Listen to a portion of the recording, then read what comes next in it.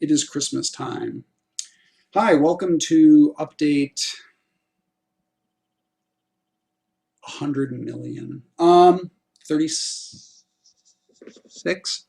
Update 36. Welcome. It is time of festivals.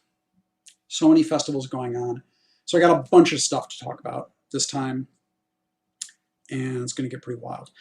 So first of all, some stuff we've been working on, just like in-engine stuff, getting things working, scale, working out the scale of things, how big characters are on screen, how big doorways are, hallways are, making sure it's not a nightmare to navigate, making sure that when we go from our minimum resolution up to our humongo retina insano resolution, that characters are not ants. It is not a dungeon for ants.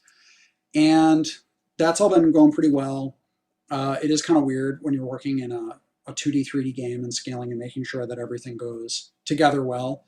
But Adam put on his little elf hat and he made a magical Christmas gift. And that's all working now, and it's great. So we can support all sorts of resolutions and should be great. Movement and combat feel.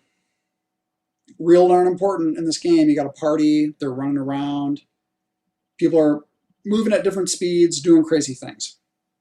So we've been working on making sure that that feel is right. The selection circles proportionally are the right size. People don't crowd each other.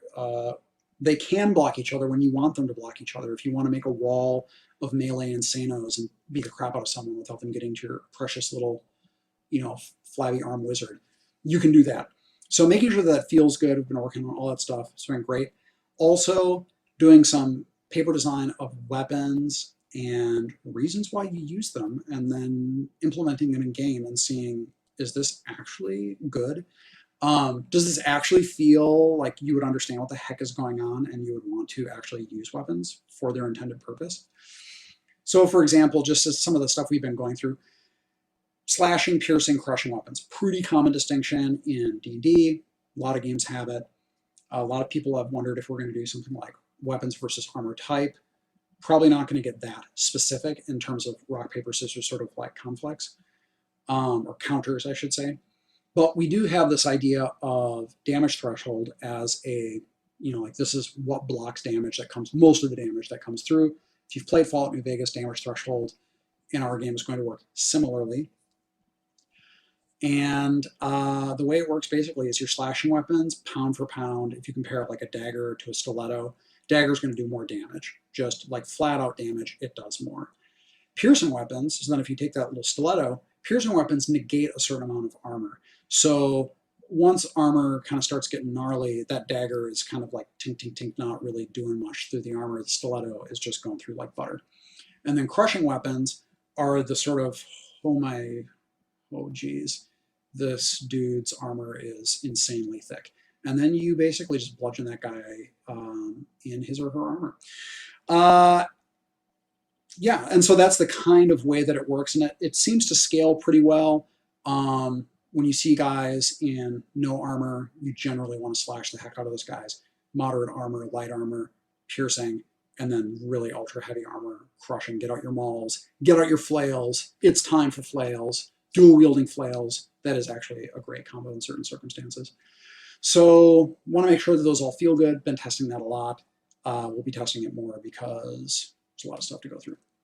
User interface. So Tim, remember Tim?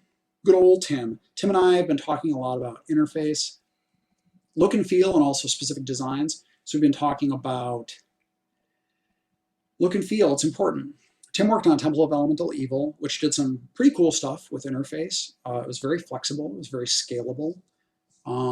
There were certain elements that were really cool. Some elements people didn't really dig.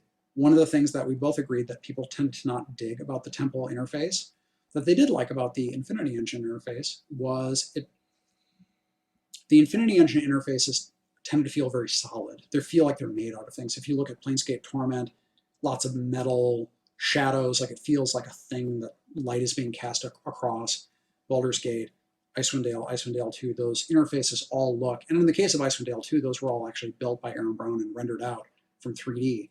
So we don't want our interfaces to be clumsy and clunky. It is the year 2012. We don't want that. But we do want them to feel like, get that feel of, it immerses you in the setting when they're made of something. It feels like the interfaces are kind of part of the world. So we think that's good. We've also talked about inventory, how we want to handle inventory. It's another place where there's a lot of cool stuff that you can do design-wise with inventory to make things interesting for the player. You can also really make things obnoxious and irritating for players. So we've actually come up with this concept of equipment, which is per character, the top of your pack, which is stuff that the whole party can access outside of combat, and the stash, which is for everything else. You know, like, I want to pick up this little stylus and these glasses and these books. And I don't want to use these things all right now, but I want to pick them up. And I know I can't access them right now if I put them in my stash, but I make the choice, put them there for later, and I save them. So your equipment is the stuff that you use in combat. You can switch between weapons in your equipment during combat weapon sets, which Baldur's Gate 2 had, also Icewind Dale 2 had. Your top of pack is stuff you can access outside of combat, sort of your backup, like, oh, wait, I really do need my, super duper plate armor right now. I didn't think I was going to, but I do need to. So between combats, I'm going to switch them out. So it's sort of your strategic backup. And then your stash, just for everything else. So those are the basics of it. Don't want to go nuts in detail, but the idea is make the player make strategic choices about the gear they take. Don't make it a huge hassle for them. Give them some flexibility to switch things around. And then don't make them do pointless, micromanaging of every little tiny thing that they pick up. So if you pick up a bunch of stuff and you want to access it later, you can do that. You don't have to constantly scrounge around and shift things around. Then also we do want to have things like, we want to have in your inventory, we do want to have your portrait, we want to have your paper doll. We want your paper doll to reflect as much of the equipment as we can, cosmetic choices, colorations, tints, and things like that. So we're going to look into ways to do that. It's always a cool, fun thing to do in the Infinity Engine. Gave you a lot of flexibility because your guy is only really pretty small. And yeah, we want to allow you to do that and then see your dude in the inventory. Also, the core 4 class design. I've hinted at this before. We've been looking at how we want to implement those guys. Without going into tons of specifics, we want all the classes to feel unique without having completely insane different advancement mechanics. So if you look at the editions of D&D, second edition characters were very different in how they advanced. They even had different experience tables, and usually there wasn't a ton of choice to make when you advanced through levels. Third edition, wooey, like there were crazy choices everywhere, and the classes felt very different in how they advanced. All had a unified experience table, but every class got something different at their levels. And then fourth edition kind of went to a very unified advancement mechanic. So it's not uncommon to find characters that have the same number of like at-wills, encounters, dailies. We're not going to go as far as fourth edition did in terms of streamlining and unifying that stuff. We do want to have more separation and difference between the classes, but also third edition went like, holy cow. If you've played Icewind Dale 2 and you level up a character, you are entering a world of insanity. Like there are so many choices for you to make. So we're probably going to clamp down a little bit so that the choices are a little more broad, not quite so super specific. So for example, people have talked about specialization. Specialization is probably not going to be in like, light silken lasso as a specific specialization. It'll probably be something a little broader than that, but still giving you a lot of flexibility in how you advance, the type of fighter you make, the type of rogue you make, types of wizards you make, paladins, chanters, all those guys. So the classes are sort of, our idea for them is that they are sort of role ready, like we conceive of a role for that character that they're ready to fulfill, but they're not limited to it. So if you want to come in and you're like, look, man, look, Josh, I just want to play a normal fighter. Don't give me a bunch of active abilities and crazy things. Cool, easy. It's a very easy thing to do. You go in, advance the character, the sort of default choices that are there. You can make a passive fighter. You'll manage that fighter very much like you would in Baldur's Gate or Icewind Dale 2.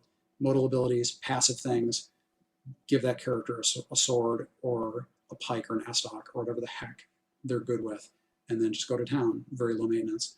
Or you can make that character very active. So really a lot of flexibility.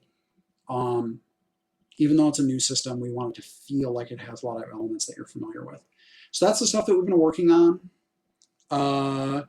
It's looking pretty good, in my opinion. And for me, a lot of it is about the feel and just getting the concept right. And then once we start getting things into the game, tweaking and testing it, and Adam's been looking at it, Steve's been looking at it, and it's feeling like it's going to give you that Infinity Engine feeling, which I think is extremely important.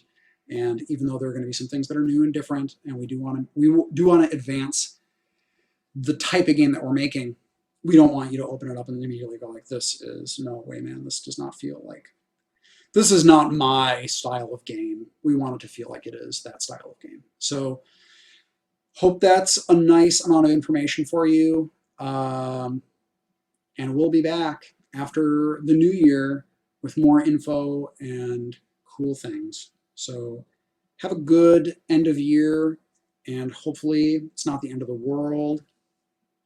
And thanks.